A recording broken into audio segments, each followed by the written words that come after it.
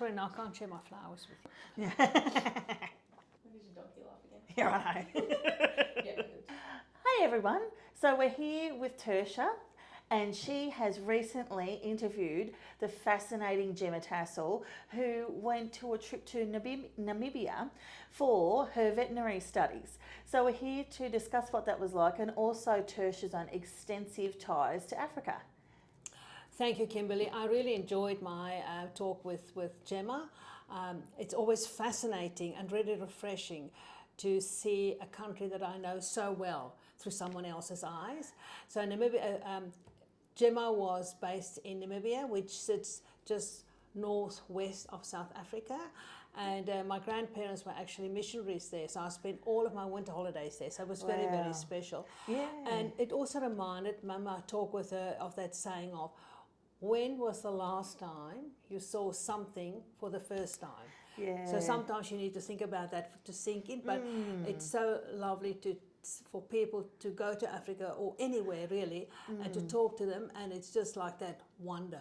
Because the more you travel, the more blasé you become. Unfortunately, that's life. Yeah, wow, that's an interesting So I perspective. really enjoyed hearing of Gemma's enthusiasm when she spoke to Africa, and that fabulous rescue work she's doing with those injured animals, especially those which have been injured through poaching attempts.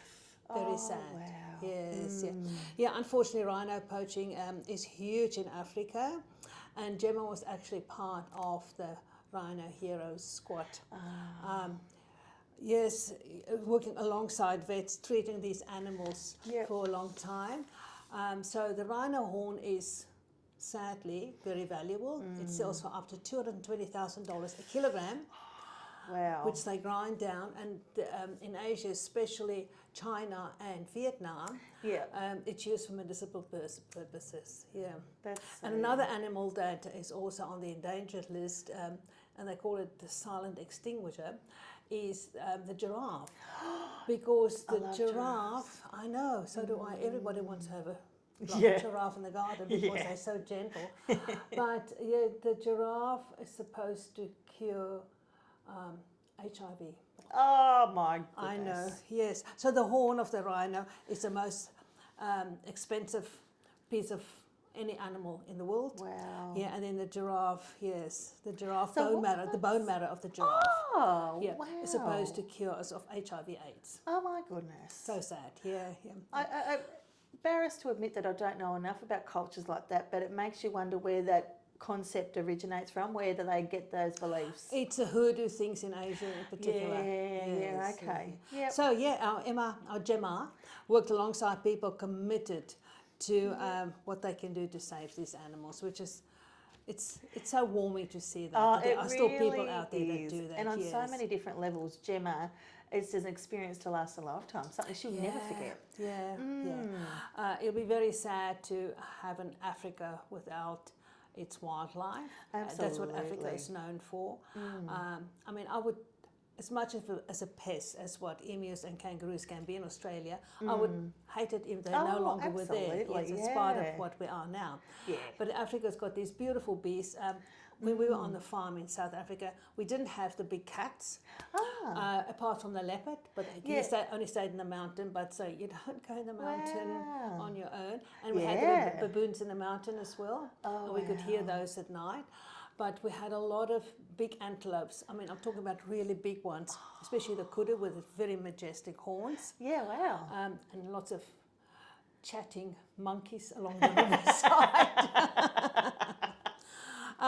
Unfortunately, our farm is now a game lodge. Oh, it's wow. very, very, very beautiful. They've done up my old homestead beautifully, and it's really lovely. 5-star, but the gullies in the paddocks are full of skeletons. Oh, animal bones, because international hunters who want that trophy. Yeah, who want that ego boost of that poor defenseless animal dead, and then they stand there holding the horn. So that's my sad part of Africa.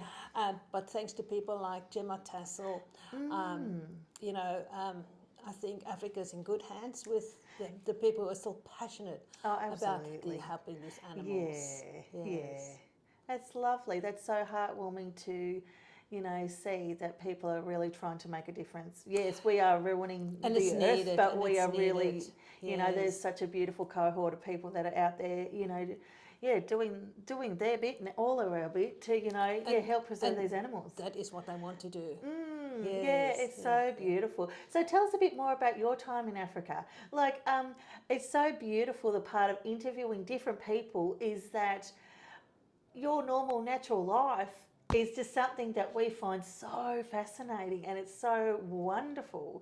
My life I have now is, it's very rewarding. I Yeah. enjoy what I'm doing now and where I Yeah. live now, but it was so very, very different Absolutely. from the life I knew in Africa, Mm-hmm. where, on the farm, when I was, married there, I had 5 servants. Yeah. The one was wow. washing the windows on the inside, one was Yep. washing the windows on the outside, because I had to employ them all. Yeah. The men were employed on the farm, Yep. because automation was not a big thing on farms, because you had to employ these people, or you Yep. felt you had to. Yeah. And then I always cooked, and I Yep. always bathed my children. Oh wow. But someone was the inside lady, and one was just doing the laundry. Yeah. Wow. And then I had a gardener outside as well, and my kids had someone who picked up after them. It's just disgusting. Yeah, wow. But saying that, you kept, I know that culture maybe a lot of people would understand. And not only the culture, is it still the same today as it was when you were over there? The same practices not and things? quite as much, I don't think. Yeah, Yes, okay, yeah. I do believe, I have heard that the farm workers are being paid a better wage now. Oh, it was good, not yeah. good when I was there. Yep. Something that always worried me. Yeah. Because in my family, my parents were devout Christians, and they would Yep. never treat anyone badly. So Yeah. growing up with my parents was a different lifestyle to what I experienced when I got married and moved to the farm. Yeah, very wow. different. Amazing. Yes, yeah. But if to turn that on its head, you kept 5 people in work, you kept 5 people in food, and was the expense of employing those 5 people, was that something that you could absorb into your family budget sort of thing? Yeah. And you see, they had to work because there was no dole in Africa. Yeah. Don't know about now because I've left for a long time ago. Yeah. But back then, no work, no pay. There was just nothing. Yeah, wow. Nothing. So they had to work, and you had to feed them. You had to help them educate their children. Wow. If they got sick, you had to take them to the doctor, to the hospital, or whatever. Oh, wow. No. And it's endearing, a little bit endearing to know that, they helped you, they earned their wage, they earned their money, but you're keeping we had people to do a lot going. for them, yeah. Yeah. And once I had to, the lady who was doing the ironing, the laundry lady, we had a special ironing room at the back of the house, and I just noticed she had this gorgeous baby sitting on the floor. Yeah. And then months later, I realised this child is still sitting there. Oh. Not moving, still alive, but it's not moving. And I said to her, I think there's something wrong with that child. Is she crawling yet?